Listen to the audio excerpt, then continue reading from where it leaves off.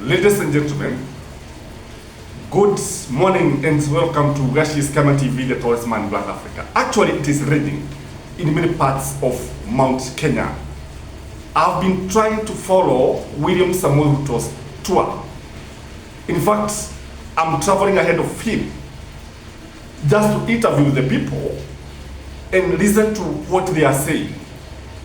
That is why yesterday I was able to show you a video clip of the people of Nyandarua, the Boda Boda guys, who actually were complaining. And even before William Samuel Ruto came to the mountain, I knew that in Nyandarua there would be a problem.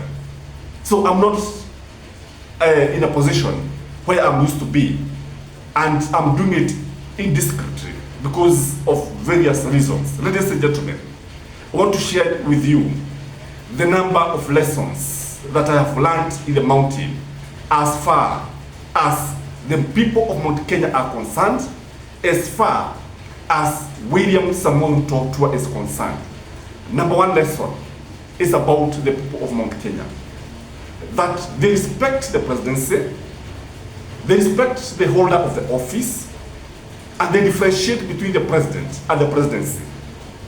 The institution of the presidency is so dear to the people of Mount Kenya that, in fact, so far, we have not seen William Samuel Ruto being heckled, jeered, or booed. That is the truth of the matter. Number two is about Mount Kenya leaders. It is very clear to all that these leaders are living on borrowed time. It is very clear that if a by-election was to occur in the mountain, William Samuel Ruto's party would not win. UDA would fail. It is very, very clear that these leaders in Mount Kenya, whether the governor, whether the senators, whether the members of parliament, whether the MCAs, they will not win. They will not be re-elected back to parliament in 2027. And I want just to give you two good examples of Kimani Ichung'wah, Mwangi Kiojori, Faith Gitau, and many other leaders in Mount Kenya region.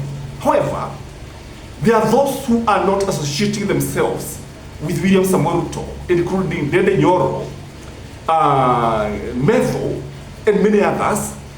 There are many. Actually, those who are in the side of Gachagua are likely to win with a landslide. Number three lesson that I've learned from the people of the mountain is that there is a feeling of betrayal. There is a feeling that William Samuel Ruto betrayed them. There is anger in the mountain.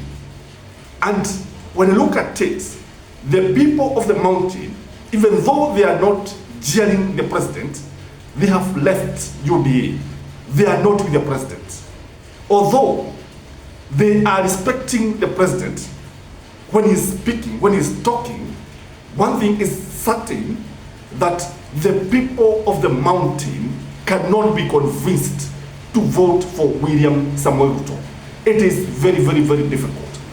Number three is that these people actually have not embraced Kithure Kindiki. Contrary to what maybe William Samuel Ruto expected, including Meru itself, because I was there, is that these people actually have not identified themselves with Kithure Kindiki as the jure deputy president of the Republic of Kenya. They feel that Gachagua was shortchanged. They feel that William Samuel Ruto was not genuine when he was actually nominating Rigathi Gachagua as his running mate. There is that feeling of betrayal. There is that feeling of William Samuel Ruto having other motives. There is that feeling that Kithure Kindiki does not represent them. The other lesson I've learned about the people of Mount Kenya is that they are not interested with the politics. They are only interested in the developments. They don't want William Samuel Ruto to talk about politics. They don't want William Samuel Ruto to talk about Rigathi Gachagua. They don't want William Samuel Ruto to talk about JB Muture. They don't want William Samoei Ruto to talk about Dede Nyoro. They just want him to talk about development. What have you brought for us? What is it in store for us? How many kilometers of roads have been tarmacked? And that is why you saw in Nyandarua, William Samoei Ruto had actually to give that university, and it had to start even when there are no classrooms. This is something that was not planned, because William Samoei Ruto had promised the people of Nyandarua that he was going to ensure that Nyandarua has a university. By the way, in Mount Kenya, it is only Nyandarua County that does not have a university. Murang'a has a university, Nyeri has a university, Kiambu has several universities, Laikipia has a university, and so on and so forth. But the feeling of the people is that Nyandarua has been neglected by successive governments. The other lesson I've learned is about the people themselves. The people are so active, they are so conscious, they understand everything that happens in the government. They understand even when a governor is not working. By the way, when it comes to politics, I realized that these people want a leader who is going to align himself with developments. Unlike in the past, when anybody would come and associate himself with maybe a certain leader and would be elected to parliament, would be elected as a governor, this time round, the ball game is very, very different. There is also a feeling in the mountain that there is a deliberate effort by the government to isolate the people of Mount Kenya. Hii mambo ya sijui 42 against 1, sijui 41 against 1 against sijui 42 tribes, sijui what. That feeling is there. And anybody who is trying to isolate the people of Mount Kenya is somebody who is not afraid of the people of the mountain. And the funny thing about the people of the mountain, they understand the synergy of having several communities living in the mountain. One thing about the people of the mountain is that they are so friendly with other communities. They are not bothered where you come from. All that bothers them is, are you interacting with them well? Are you living in harmony? Are you living in peace?